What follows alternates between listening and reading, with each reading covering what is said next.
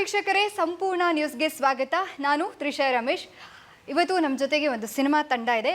ಒಬ್ಬರು captain of the ship, ಇನ್ನೊಬ್ಬರು ನಮ್ಮ ರಾಜ್ಕುಮಾರ್ ಸರ್ ಹೇಳ್ತಾರೆ ಅನ್ನದಾತರು ಅಂತ ಹೇಳಿ. ಸೊ ಪಾರ್ಟ್ನರ್ ಸಿನಿಮಾದ ಡೈರೆಕ್ಟರ್ ಆದಂತಹ ಶಿವ ತೇಜಸ್ ಅವರು ನಮ್ಮ ಜೊತೆಗಿದ್ದಾರೆ. ಹಾಗೆ ನಿರ್ಮಾಪಕರಾದ ಹರೀಶ್ ದೇವಿ ತಂದ್ರ ಅವರು ನಮ್ಮ ಜೊತೆಗಿದ್ದಾರೆ. ಸೊ ಬನ್ನಿ ಅವ್ರನ್ನ ಮಾತಾಡ್ಸೋಣ. ಪಾರ್ಟ್ನರ್ ಸಿನಿಮಾದ ಅಮೋರಾ ಸಾಂಗ್ ರಿಲೀಸ್ ಆಗಿದೆ. ಆ ಸಾಂಗ್ನ ಕತೆ ಏನು ಅಂತ ಇವರಿಬ್ಬರ ಹತ್ರನೇ ಕೇಳೋಣ. ಸರ್ ನಮಸ್ತೆ, ಹೇಗಿದ್ದೀರಾ? ನಮಸ್ತೆ. ಸೂಪರ್ ಆಗಿದ್ದೀವಿ. ಓಕೆ ಸರ್, ಅಮೋರಾ ಸಾಂಗ್ ರಿಲೀಸ್ ಮಾಡಿದ್ದೀರಾ. ಒಬ್ಬರು ಕ್ಯಾಪ್ಟನ್ ಆಫ್ ದ ಶಿಪ್, ಯಾಕಂದರೆ ನಿರ್ದೇಶಕ ಚುಕ್ಕಾಣಿ ಹಿಡಿದ್ರೇನೆ ಆ ಸಿನಿಮಾಗೊಂದು ಕಳೆ. ಸೊ ನೀವು ಅನ್ನದಾತರು, ಇವ್ರು ಚುಕ್ಕಾಣಿ ಹಿಡಿದ್ರೆ ನೀವು ಅದಕ್ಕೆ ಏನು ಪೆಟ್ರೋಲು ಡೀಸೆಲ್ ಎಲ್ಲ ಹಾಕಬೇಕು ಅಡುಗೆಗೆ. ಸೊ ಹೇಗೆ ಅನ್ನಿಸ್ತಾ ಇದೆ ಫಸ್ಟ್ ಸಾಂಗ್ ರಿಲೀಸ್ ಮಾಡಿದ್ದೀರಾ ಸಿನಿಮಾದ್ದು? ಫಸ್ಟು ನಮ್ಮ ಪಾರ್ಟ್ನರ್ ಚಿತ್ರದ ಸಾಂಗು ಅಮೋರಾ ರಿಲೀಸ್ ಆಗಿದೆ. ಅದು ಇಷ್ಟೊಂದು ಟ್ರೆಂಡ್ ಆಗುತ್ತೆ ಅಂತ ನಮ್ಗೆ ಅಂದ್ಕೊಂಡಿದ್ದೋ, ಬಟ್ ಈ ರೇಂಜ್ಗೆ ಪ್ರತಿಕ್ರಿಯೆ ಬರುತ್ತೆ ಅಂತ ಅಂದ್ಕೊಂಡಿರಲಿಲ್ಲ.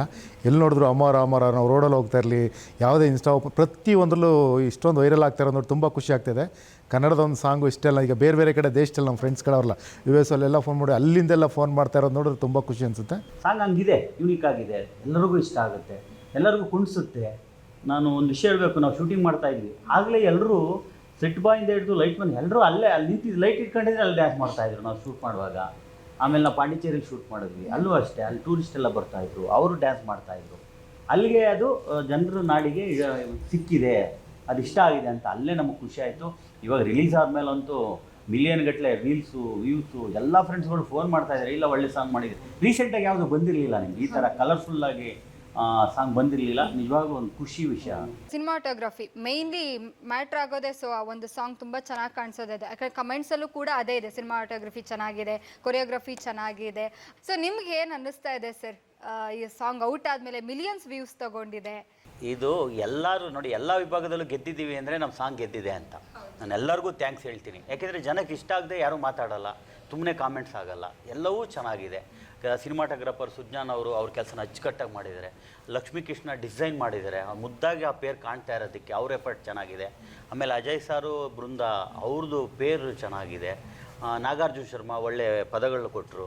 ನಕುಲ್ ಸಾರು ನಂದು ಫಸ್ಟ್ ಸಿನಿಮಾ ಅವ್ರ ಜೊತೆ ನಾನು ತುಂಬ ಒಳ್ಳೆ ಮ್ಯೂಸಿಕ್ ಡೈರೆಕ್ಟ್ರು, ಕನ್ನಡಕ್ಕೆ ಒಂದು ಒಳ್ಳೆ ಮ್ಯೂಸಿಕ್ ಡೈರೆಕ್ಟ್ರು ಸಿಕ್ಕಿದ್ದಾರೆ ನನ್ನ ಕಡೆಯಿಂದ. ಅವರು ಅಲ್ಲೇ 2 ಸಿನಿಮಾ ಮಾಡಿದರು, ಈ ಸಿನಿಮಾ ಅವ್ರಿಗೆ ಬ್ಲಾಕ್ ಬಸ್ಟರ್ ಹ್ಯಾಟ್ರಿಕ್ ಹೊಡಿತಾ ಇದ್ದಾರೆ ನಮ್ಮ ಸಿನಿಮಾಯಿಂದ.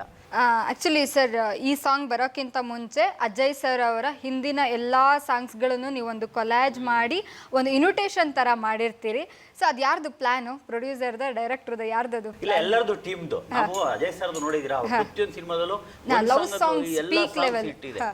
ನಿಮ್ಗೆ ಎಕ್ಸ್ಕ್ಯೂಸ್ ಮೀ ಇಂದ ತಗೊಳ್ಳಿ, ಇಲ್ಲಿವರೆಗೂ ಅವ್ರ ಸಾಂಗು ಎಲ್ಲ ಸಾಂಗ್ಗಳು ಮ್ಯಾಕ್ಸಿಮಮ್ ಒಂದೊಂದು ಸಾಂಗಲ್ಲಿ ಒಂದೊಂದು ಸಿನಿಮಾದಲ್ಲಿ ಒಂದೊಂದು ಸಾಂಗ್ ಹೃದಯವೇ ಬಯಸಿದ್ದೇನೆ ಇವತ್ತು ಟಾಪಲ್ಲಿದೆ, ಎಲ್ಲ ಎಷ್ಟು ಸುಮಾರು ಸಾಂಗ್ಗಳು. ಒಂದು ಸಿನಿಮಾ ಮಾಡ್ತಿದ್ದೀವಿ ಅಂತ ಅಂದಾಗ ಒಂದು ಸ್ವಲ್ಪ ಭಯ ಎಲ್ಲವನ್ನೂ ಇರುತ್ತೆ. ಸೊ ಈ ಪಾರ್ಟ್ನರ್ ಸಿನಿಮಾ ಯಾಕೆ ಒಪ್ಕೋಬೇಕು ಅಂತ ಅನ್ನಿಸ್ತು ಸರ್? ಇಲ್ಲಿ ಸಿಕ್ತಂತ ಎಲ್ಲರೂ ನನ್ನ ಟೆಕ್ನಿಷಿಯನ್ ಮತ್ತು ಆರ್ಟಿಸ್ಟು ತುಂಬ ಪಾರ್ಟ್ನರ್ ಆಗಿದ್ರು, ಇವತ್ತವರೆಗೂ ಹಂಗೆ. ಅದೊಂದು ಡೈರೆಕ್ಟ್ರ್ ನಂಗೆ ಕತೆ ಹೇಳ್ತಾರೆ.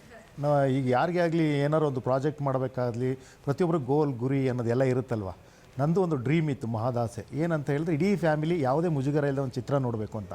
ಅಮ್ಮ, ಅಕ್ಕ, ತಂಗಿ, ಒಂದು ಫ್ಯಾಮಿಲಿಗಳು ಕನ್ನಡ ಫಿಲ್ಮ್ ನೋಡೋದವ್ರಿಗೆ ತುಂಬ ಕಮ್ಮಿ.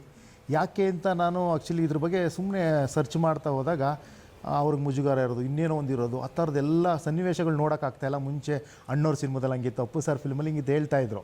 ಅದು ಇವ್ರ ಜೊತೆ ನಾನು ಡೈರೆಕ್ಟ್ರಾಗಿ ವರ್ಕ್ ಮಾಡಿದ್ದು ಹಿಂದಿನ ಪಿಕ್ಚರಲ್ಲಿ. ಇದನ್ನು ಮಾತಾಡ್ತಾ ಇದ್ದೆ, ಇವರು ಒಂದು ಕತೆ ಹೇಳ್ತಾ ಬಂದರು. ಸರ್ ಇದಕ್ಕೊಂದು ಪ್ರೊಡ್ಯೂಸರ್ ಹುಡ್ಕೋಣ ಅಂದರು. ಈ ಕತೆ ಕೇಳಿ ನನ್ನ ಕಂಪ್ನಿಲೇ ಫಸ್ಟ್ ಟೈಮ್ ಯಾಕೆ ಮಾಡಬಾರ್ದು, ನಾನು ಇದೇ ಕತೆ ಹುಡುಕ್ತಾ ಇದ್ದೆ ಆ್ಯಕ್ಚುಲಿ. ಅದು ನನಗೆ ಆ್ಯಪ್ಟಾಗಿ ಬಂತು, ಯೂನಿವರ್ಸೇ ಕನೆಕ್ಟ್ ಮಾಡ್ತು.